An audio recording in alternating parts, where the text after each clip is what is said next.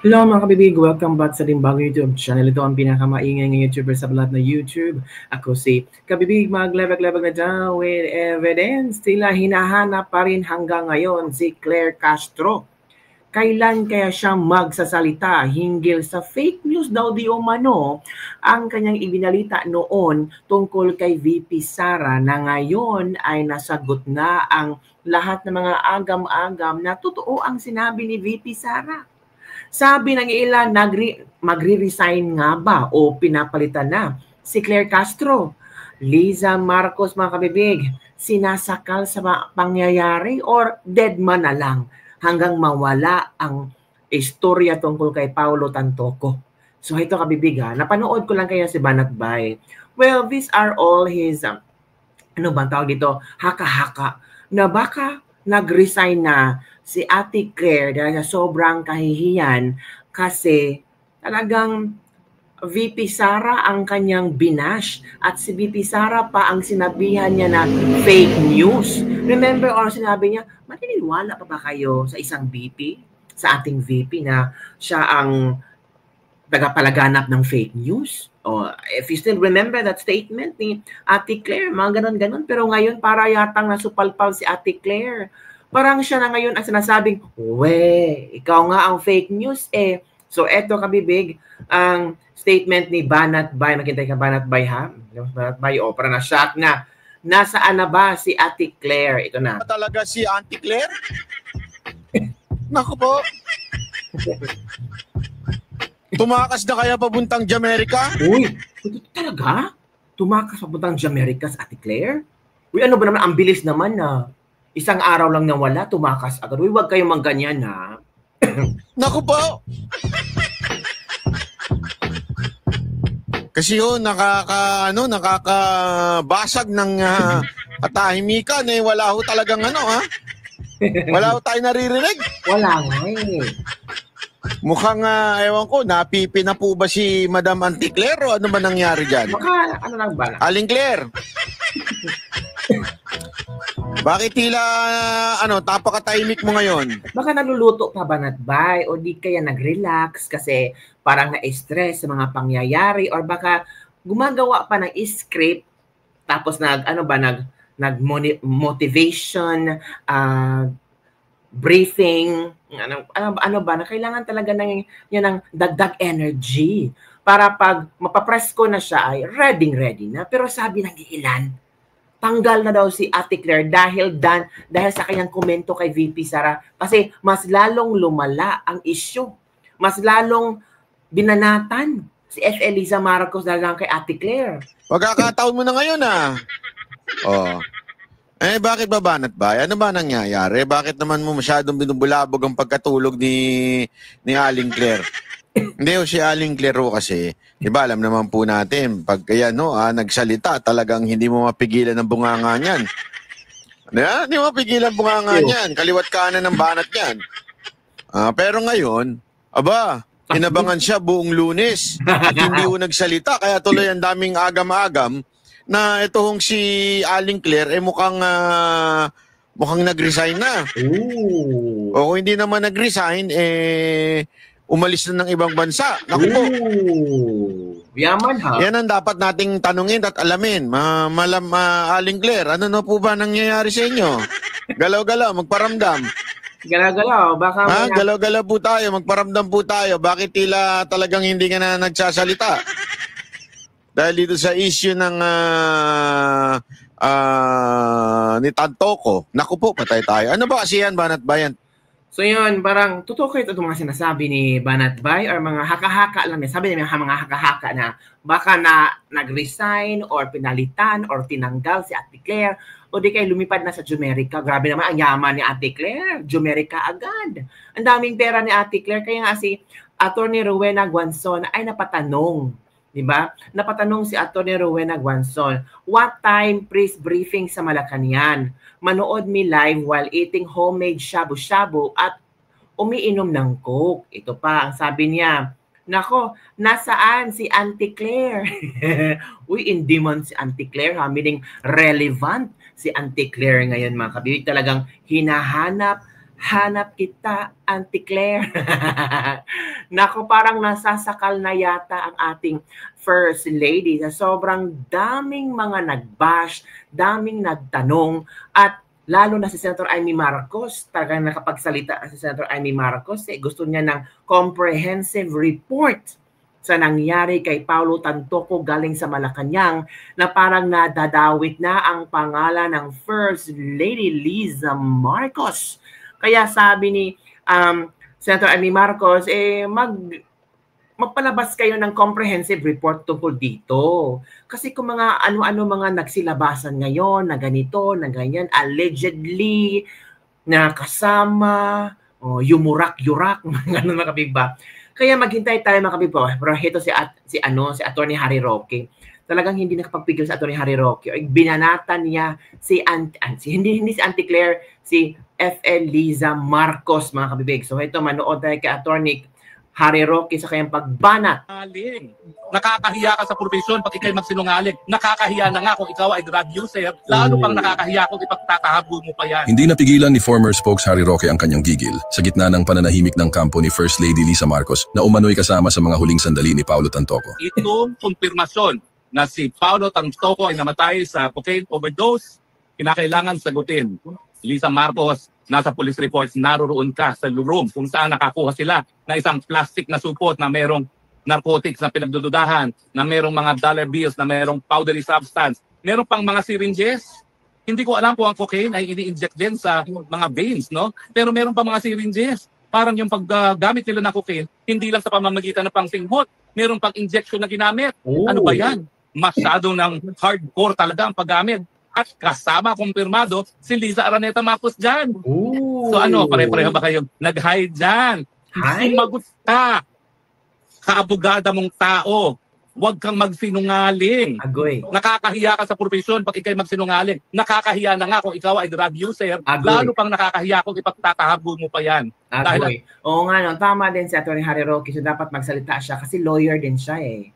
Tapos aside from being a lawyer, First Lady siya ng Pilipinas. Asawa niya ang presidente ng Pilipinas. Tapos kung hindi siya magsasalita or kung kusa lang talagang lalabas ang totoong istorya, nakakahiya ka, bibig. Diba? Let's continue. Ngayon, o pwede kang magpagamot at o pwede mong isalba ang bayan kapag aaminin mo na ang bisyo ay hindi lang nasa iyo, kundi pati sa iyong asawa. Agoy. Yan ang redeeming factor mo bilang kasing abogado. Aminin. At ikayatin lang yung asawa, magpagamot, sabay na kayo. Mag-couples therapy kayo kung kinakailangan. Therapy. Pero meanwhile na nagpo-couples rehabilitation kayo, ibigay nyo naman ang pamumuno ng bansa sa tao na nasa tamang pag-iisip. Walang iba kundi si Vice President Sara.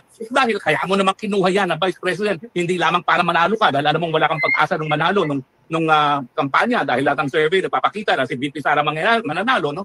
Pero at least, pinili mo siya para kung hindi mo kayang mamuno, kampante ka sa magiging pamumuno ni Inday Sara. Diba? Pinili mo siya, binilit mo pa nga binula pa nga ni Amy Marcos yan So ngayon, panindigan ninyo yung iyong pinili na Vice President. Kung ikaw ay nagkaroon ng kumpiyansang tumakbo para siya maging Vice President, sana naman, buong kumpiyansa mo ngayon na kaya niya ang mamuno ng bayan ngayong ikaw at ang iyong esposo ay magpaparehab. Yan ang po talaga ang pinaka-mabuti niyong gawin. Okay? Bukod siyempre sa pag-amin. Pero ngayon, parang miski hindi ka na umamin kumbensado na ang buong bansa. Auntie Claire, nabibingi ako sa iyong katahimikan. Ano na naman kabalbagan ang sasabihin mo dito sa report tungkol kay Paulo Tantoco na kumpirmado sa police report, naroon kasama sa kwarto kung saan namatay si Paulo Tantoco, doon sa same kwarto na nakakuha ng supot ng cocaine. Ang ating First Lady, ano na naman kabalbalan ang sasabihin mo para umiwas sa katotohanan. Pero gaya ng sinasabi ko, I love Auntie Claire. Mapapabilis ang pag-alis kay Marcos dahil sa kanya. We love you. Huwag kang... Mapapabilis ang pag-alis ni Marcos dahil kay Claire Castro. Bakit kaya Bakit kaya mapabilis ang pag-alis, pagtanggal ni BBM sa kanyang posisyon dahil kay Claire Castro? So bale, malas si Claire Castro? Aalis dyan. Kailangan ka namin ng mapabilis ang pagpalit sa tao na walang kakayahang mamuno. Nandito po ako sa restaurant. Kaya hindi ako masyado po pwede magtitili. Pero ganun pa naman, nagtitili na rin ako sa galit dito, no? Dahil hindi na po pwede suppress yung damdaming galit na galit ka na. Insulto na sa mamamayang Pilipino yan. Ano ba yan? Kriminal na first lady, addict na first lady. Ano ba yan? Pinagtatawanan na tayo tapos pupunta ka ngayon doon, kitrap. Uy, maya kayong dalawang mag-asawa, ha? Sasabihin ni Trump, oh, have you had your cocaine today, Mr. President? Madam First Lady? Buti na lang, hindi kayo mapagbigyan ni Trump dahil Trump, like Duterte, hates drug. Diba? O ano, sasama ka ba sa Amerika, Liza Araneta Marcos? O siguro pag sumama ka, meron ka immunity. Pero kahiya-hiya ka naman kung sumama ka pa. Eh talaga pag sumama ka, super kapal mo ka na talaga.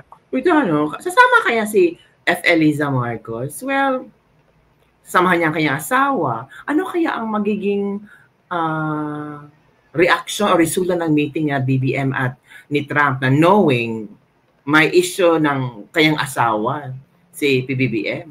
Talaga naman, yan lang masasabi ko.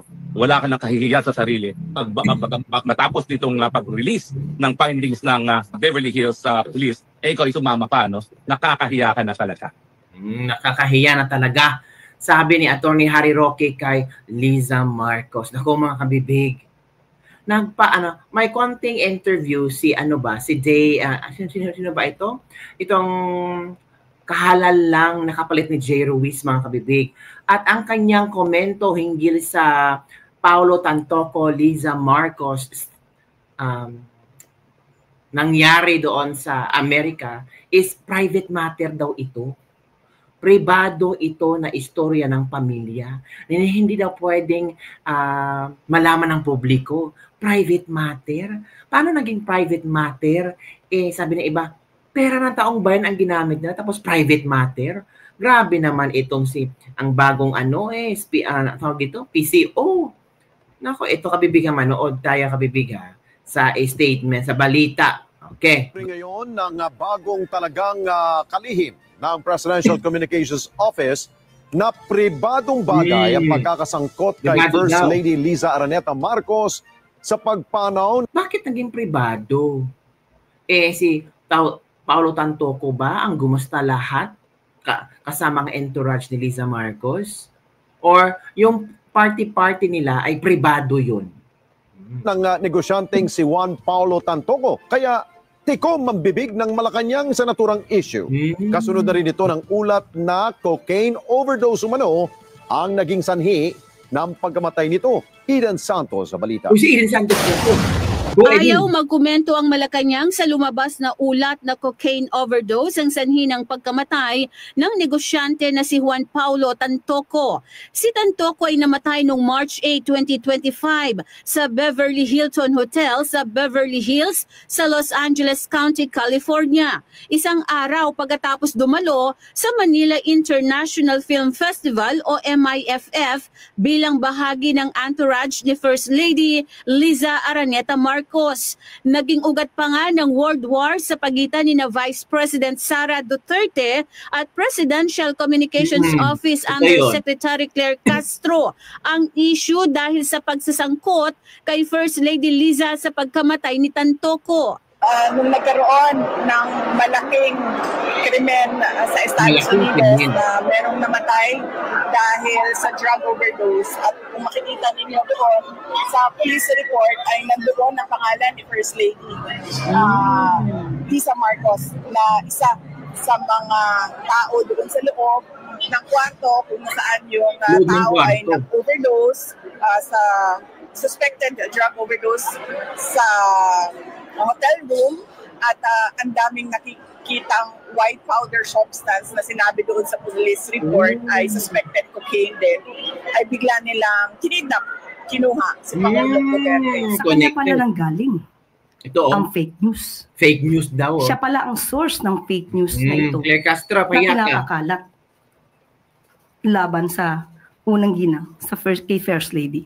Nitong linggo ay kumalat sa social media ang report mula umano sa website ng County of Los Angeles Medical Examiner na may case number 2025-04377 na ang sanhi ng pagkamatay ni Tantoko ay dahil sa paggamit umano ng cocaine.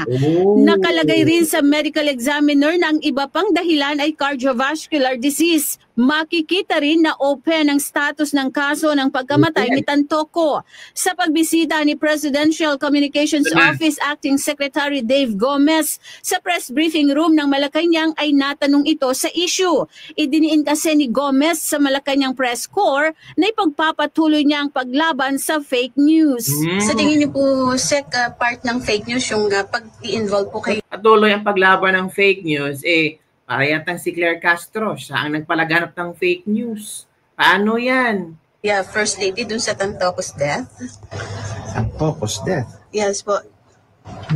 That's a private matter. I cannot comment on that. Eden Santos para sa Mata. Private matter. Parang hindi alam ni Sir, Dave. Or baka nag-ano lang siya ba? Ang tawag dito, ano lang, parang hindi ko alam pero alam pala at hinahanapan pala ng ano. Grabe si Eden Santos, ang galing mag-report. Kuhang-kuha lahat ng mga kung ano ang gustong malaman ng sambayanang Pilipino. The best ka talaga, Eden. Kaya galit na galit ang mga tao sa iyo at gusto kang patanggal, tatanggalin ka. Eden Santos pa ba? Napaka-tapang na pinakamatinik, sabi pa ni Marcoleta, mga kabibig. So yun lang po mga kabibig ang ating latest lebak-lebak for today. Claire Castro, magsalita ka na. Hinihintay ka na maraming fans mo para alam nila kung ano ang statement ng Malacanang galing sa iyo. At kung meron ka bang statement additional nung sinabi mong si VP Sara ay tagapalaganap ng fake news. May maniniwala pa ba kay VP Sara na nagpapalaganap ng fake news? Ngayon parang ikaw yata ang isang fake news sa sobra mong pangampi-kampi at talagang pinoprotektahan mo ang pangalan ni F. Eliza, para yatang nasampal ka sa katotohanan. Kasi meron namang lumabas na resulta, toxicology result. At talagang tama ang sinabi ni Bibi Sara na overdose sa white powdery substance. Yun lang po mga kabibig ang ating latest lebak-lebak for today. Don't forget to like, subscribe, and share this video. Bye everyone! See you next time!